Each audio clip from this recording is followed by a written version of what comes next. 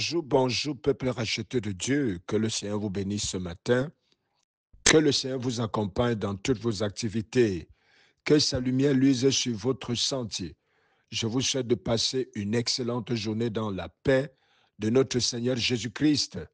Alors, je viens ce matin avec un message de la part du Seigneur, un message que j'ai intitulé « Soyons délivrés de la prison des critiques et du jugement ». Soyons délivrés de la prison des critiques et du jugement. Alléluia. Alors, bien aimé, ce matin, nous parlons d'une prison assez particulière. Une prison invisible, une prison même parfois dont beaucoup de personnes ne se rendent pas compte qu'ils sont bel et bien enfermés à l'intérieur. Il s'agit de, comme je l'ai dit, des prisons des critiques et des jugements.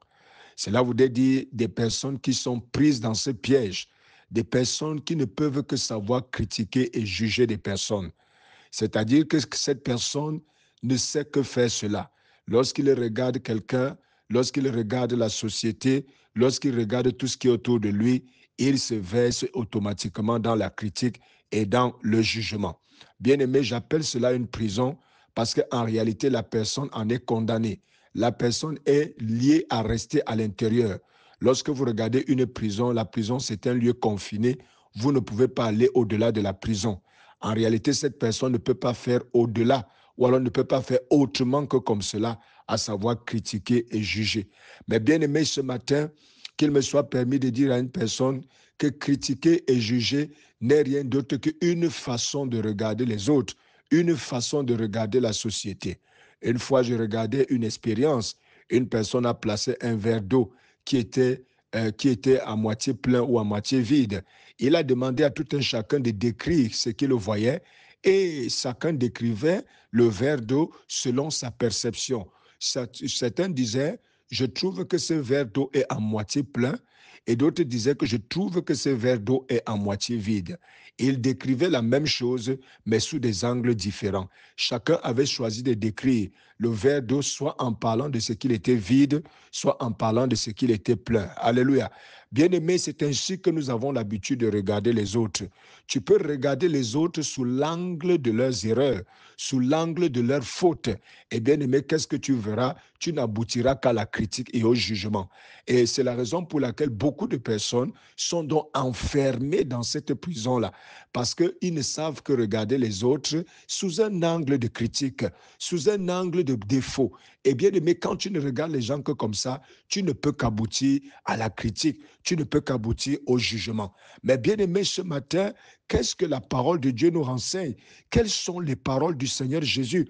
Dans le livre de Matthieu chapitre 7 au verset 1, au verset 2, il est écrit « Ne jugez point afin que vous ne soyez point jugés, car on vous jugera du jugement dont vous jugez et l'on vous mesurera avec la mesure dont vous mesurez. » Alléluia. Oui, bien-aimé, il n'est pas dit ici que les hommes n'ont pas de défauts, mais il nous est dit de faire attention, de ne pas juger, de ne pas passer notre temps à juger des personnes, parce que cela ne serait d'aucun intérêt positif, puisque nous aussi, nous avons notre part de défauts. Mais bien aimé, pour être libéré de cette prison, il est important de changer notre manière de regarder les autres. Alléluia. Pourquoi il est important de changer notre manière de regarder les autres?